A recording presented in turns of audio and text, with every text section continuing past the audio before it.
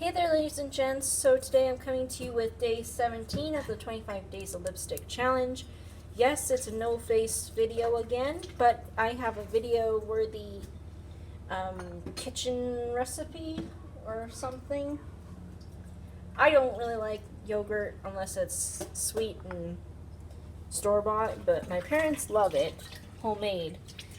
And I don't know if you can see it, but I will come back to that. But today's lipstick of the day is Maybelline's metallic in gunmetal, and I haven't tried it on my lips yet. I've swatched it on my hand, and it took three swipes to get it this pigmented. So I'm not quite sure how it will work on the lips because it's a metallic. And usually when I do metallics with this, I have to use like an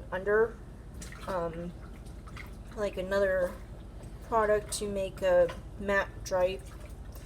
Like, it may turn out to be like a top coat kind of thing on the lips. I don't know. But it's beautiful. But anyway, back to this little thing here. Can you see the veining? Yeah, you can. So I'm going to bring my assistant in to explain what you're doing. Good morning. I'm preparing milk.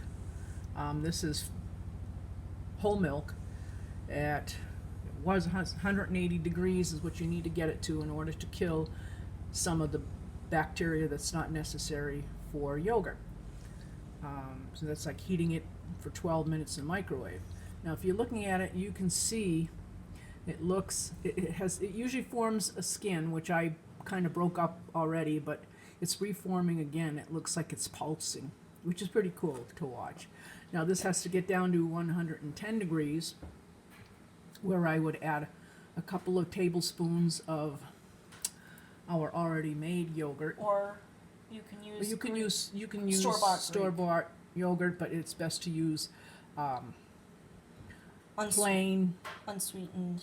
it's really Greek. good to use the Greek yogurt, plain Greek yogurt, and that works pretty well.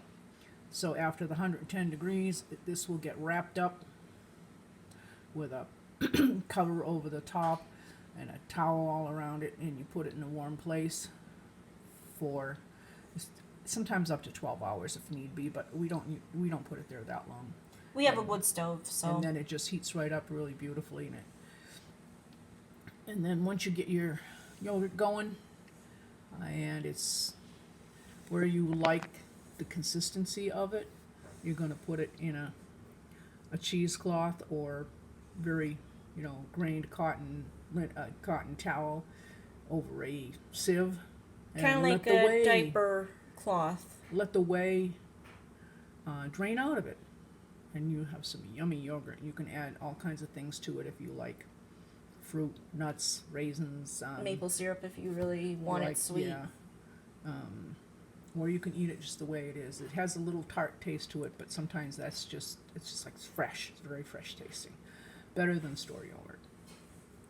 And that's pretty much it. You can get any kind of make yogurt at home without boiling, without putting it in a yogurt maker. You don't have to have a yogurt maker. Yeah. As long as you have have a microwave and internet recipes and yeah. Yep. So okay, that's about it. You can see the pulsing. It's really funny looking. Weird. And the temperature is to get it to before you put it for rest.